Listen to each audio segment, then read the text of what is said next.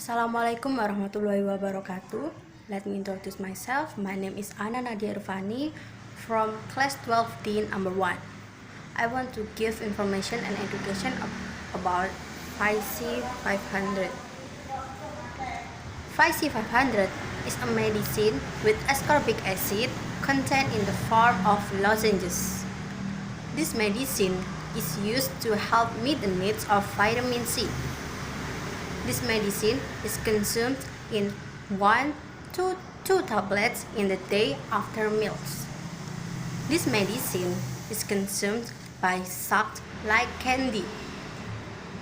If this medicine is taken in high doses or in the long term, it causes side effects such as flatulence, abdominal pain, diarrhea, nausea, vomiting, and kidney stones.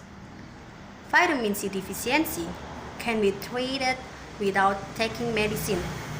This is by consuming natural vitamin C obtained from oranges, strawberry, lemons, chili, broccoli, and potatoes. Avoid alcohol and stop smoking. Store this medicine in a dry place or at the temperature of 25 to 30 degrees Celsius.